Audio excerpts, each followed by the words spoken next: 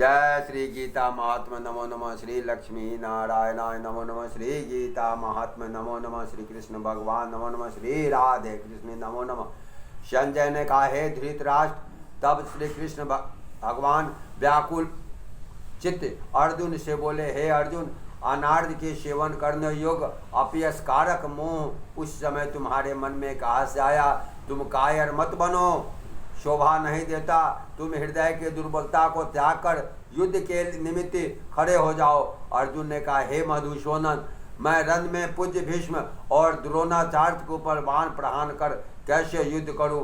गुरुजनों को मारकर उनके रक्त से सने भोगों को कैसे भोगूंगा? हम नहीं जानते कि संग्राम में हम दोनों में से कौन जीतेगा।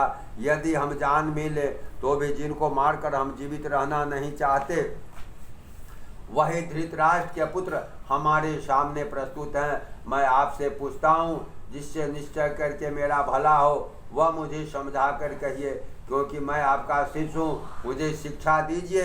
मुझे पृथ्वी का निष्कंटक राज्य मिल जाए और देवताओं का भी अधिपति मिल जाए तो भी ऐसा कोई उपाय नहीं दिखता जो मेरी इंद्रियों के शोक को दूर करे। हे गोविंद, मैं युद्ध नहीं करूँगा। यह कहकर अर्जुन चुप हो गया। संजय बोला, हे राजन, दोनों सेनाओं के मध्य में खिन्न होकर बैठे अर्जुन से श्री कृष्ण ने ये वचन कहे, हे अर्जुन, जिनके लिए शोक नहीं करना चाहिए तू उनके लिए शोक क्यों करता है? पंडितों के से वचन जो कहता है, परंतु पंडित लोग न मरों का शोक करते हैं न जीवतों का। यह बात असंभव है। मैं पहले न था, तुम न थे और ये राजा भी न थे, इसकी बात भी नहीं रहेंगे। जैसे देहधारियों की इस देह को लड़कपन, जवानी, बुढ़ापा ये अवस्थाएं होती है, वैसे ही मृत्यु के बाद दूसरी देह की भी होती है। इसलिए पंडित लोग मोह को प्राप्त नहीं होते। हे नर श्रेष्ठ, सुख दुख को समान मानने वाले जिस वीर पुरुष को ये ब्रह्म पदार्थ क्लेश नहीं होते, वह मोक्ष पाने का अधिकारी है। असत्य वस्तु का तो अस्तित्व नहीं और सत्य का अभाव नहीं। इस प्रकार इन दोनों को ही तत्वज्ञानी पुरुषों ने देखा है, जिसे सारा संसार व्याप्त है। इसको अविनाशी जानो, क्योंकि इस नाश रहित आत्मा का विनाश करने से कोई सामर्थ्य नहीं। अतएव हे भारत, तुम युद्ध करो। जो पुरुष इस आत्मा को मारने वाला तथा जो मरने वाला मानते हैं, वे दोनों ही ज्ञानी नहीं है, क्योंकि यह आत्मा न मरती है न मारती है। आत्मा न कभी जन्मती है न कभी मृत्यु को प्राप्त होती है। नष्ट होने पर भी वह नाश को प्राप्त नहीं होती। जो पुरुष इस आत्मा को नित्य अविनाशी, निर्विकार और अजन्मा जानता है, वह किसको घात कराएगा और किसको मारेगा। जिस प्रकार मनुष्य अपने पुराने वस्त्रों को फेंकर नए वस्त्र ग्रहण करता है, उसी प्रकार आत्मा पुरानी देह छोड़कर नई देह धारण करती है। आत्मा को शस्त्र नहीं काट सकते, अग्नि नहीं जला सकती, जल भिगा नहीं सकता। यह विनाशी, सर्वव्यापी, स्थिर, अचल और सनातन है। यह इंद्रियों से जानी नहीं जा सकती। यह कल्पना से भी परे है। इसलिए ऐसा जानते हुए तुम्हें शोक करना उचित नहीं है। हे महाभाव, यदि तुम इस आत्मा को नित्य जन्म लेने और नित्य मरने वाली मानती हो तो भी तुमको शोक नहीं करना चाहिए, क्योंकि जो जन्मा उसकी मृत्यु और जिसकी मृत्यु हुई है उसका जन्म निश्चित है। अतः जो बात अनिवार्य है उसके लिए सोच करना व्यर्थ है। जन्म लेने से पहले मैं क्या था किसी को मालूम नहीं, फिर मरने के पीछे क्या होगा यह कोई नहीं जानता। ऐसी दशा में किसी बात का सोच करना क्या तुमको उचित है? इस कारण सब प्राणियों के विषय तुमको सोच करना उचित नहीं। अपने धर्म को भी सोचकर तुमको घबराना उचित नहीं, क्योंकि क्षत्रियों को धर्म पूर्वक युद्ध से कुछ भला करने वाला नहीं है। हे पार्थ, बिना इच्छा किए स्वर्ग का द्वार रूप यह युद्ध तुमको स्वतः प्राप्त हुआ है। ऐसा सुअवसर भाग्यवान क्षत्रियों को ही मिलता है। यदि तुम अपने धर्म के अनुसार इस संग्राम को न करोगे तो अपना धर्म और बड़ाई खो बैठोगे। सब लोग सदा तुम्हारी अपकीर्ति करेंगे और प्रतिष्ठा वाले पुरुषों के लिए अपयश का होना मृत्यु से भी बढ़कर है। हे महारथी, समझेंगे कि अर्जुन डरकर संग्राम से हट गया। अब तक जो लोग तुम्हारा मान करते थे वे अपयश करने लगेंगे।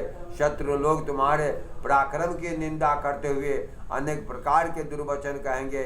इससे बढ़कर दुख तुमको और क्या होगा। यदि तुम युद्ध में नष्ट हो गए तो स्वर्ग का सुख भोगोगे और जीतने पर सब पृथ्वी तल पर राज करोगे। इसलिए युद्ध के निमित्त दृढ़ प्रतिज्ञ होकर खड़े हो जाओ। सुख दुख लाभ हानि ऐसा करने से तुम पाप को प्राप्त नहीं होगे। हे पार्थ, यह ज्ञान उपदेश ज्ञान योग के विषय में तुझसे कहा गया। अब निष्काम कर्म योग के विषय में सुन, जिस ज्ञान को पाकर कर्म बंधन से तेरी मुक्ति होगी। कर्म योग मार्ग एक बार प्रारंभ किए बिना कर्म का नाश नहीं होता और विघ्न पड़ने पर भी शुभ फल प्राप्त होता है। और इस कर्म का केवल प्रारंभ ही संसार के भय से छुड़ाकर पूर्ण ब्रह्म प्राप्त कराता है। निश्चय करने वाली बुद्धि निष्काम कर्म में एक ही है और कामना वाले पुरुषों की बुद्धि एकाग्र नहीं रहती। हे अर्जुन, अज्ञानी उस पुष्पिता वाणी को ही स्वर्ग सुख से बढ़कर कुछ नहीं समझते। स्वर्ग सुख को ही उत्तम पुरुषार्थ समझते हैं और उनकी कामनाओं से चित्त व्याकुल होने के कारण निश्चयात्मक बुद्धि मोक्ष साधन की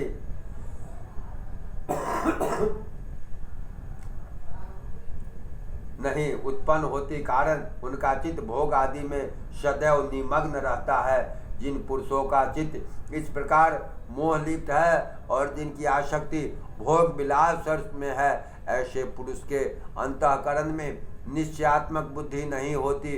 हे अर्जुन, अनेक जलाशयों में मनुष्य का कार्य सिद्ध नहीं होता। बड़े जलाशयों से वे सब प्रयोजन अनायास ही सिद्ध हो जाते हैं। उसी तरह संपूर्ण वेदों में कहा हुआ कर्मों का फल ब्रह्म में भक्ति रखने वाले मनुष्यों को सहज ही में प्राप्त होता है। तुमके केवल कर्म करना चाहिए और फल तुम्हारे अधिकार में नहीं। तुम न तो फल की अभिलाषा से काम करो न निकम्मे ही रहो। फल की आशा छोड़कर कार्य की सफलता को सम्मान मानकर जीवयोग होकर कर्म करो। यही कर्म ज्ञान योग है। बस बुद्धिमान लोग बुद्धि योग सहित कर्म से अन्य कर्म अत्यंत हीन है। इसलिए तुम बुद्धि योग का आश्रय ग्रहण करो। फल की इच्छा रखने वाले निकृष्ट होते हैं। निष्काम कर्म करने वाला पुरुष ईश्वर कृपा से उसी संसार में सुकृत तथा दुष्कृत इन दोनों का ही त्याग कर देता है। इसलिए तुम निष्काम कर्म में प्रवृत्त हो। कर्म फल को त्याग कर ही बुद्धि युक्त ज्ञानी पुरुष जन्म बंधन से हटकर मोक्ष को प्राप्त होते हैं। जब तुम्हारी बुद्धि मोह बन के बाहर निकल जाएगी तब तुम्हारा मन आगे सुनने वाली हुई तथा बातों से विरक्त हो जाएगी। जिस समय यह निश्चय होकर आत्मा में स्थिर होगा तभी तुमको तत्व ज्ञान प्राप्त होगा।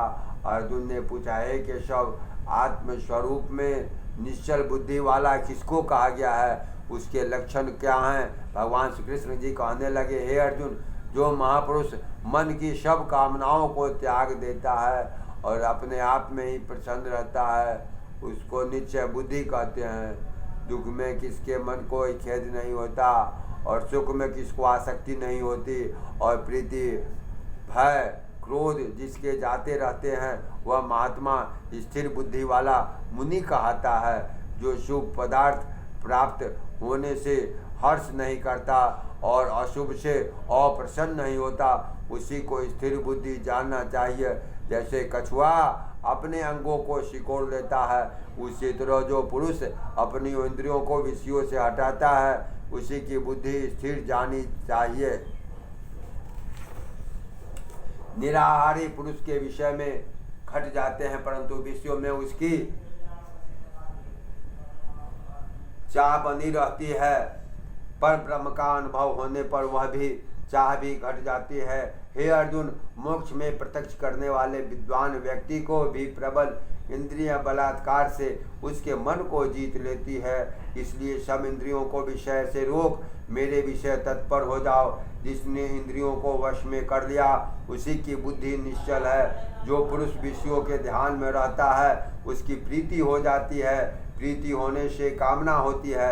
इच्छा के न पूर्ण होने से क्रोध की उत्पत्ति होती है।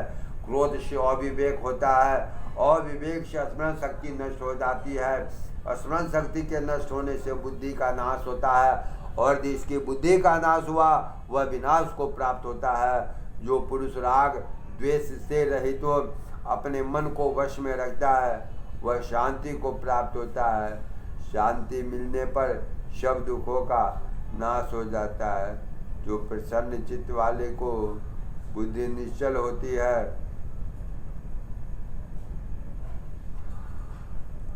जो पुरुष योग युक्त नहीं है उसकी निश्चल बुद्धि उत्पन्न नहीं होती।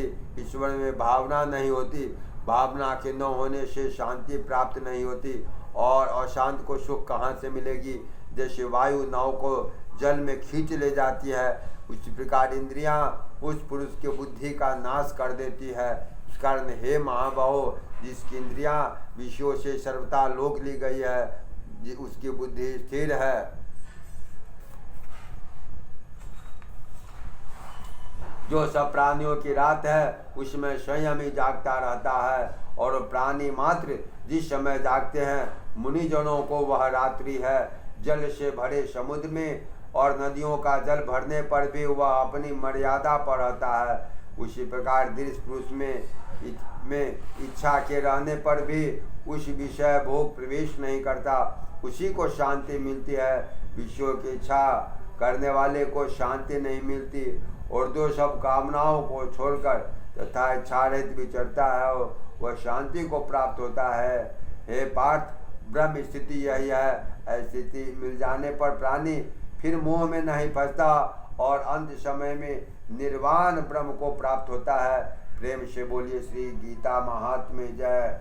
इति शुकनिषद सुब्रह्म विद्यायोग शास्त्रे श्री कृष्ण अर्जुन संवादे विषाद योग नाम द्वितीय अध्याय। ओम तत्सत ओम तत्सत ओम तत्सत। जय श्री सीताराम। जय जय जय।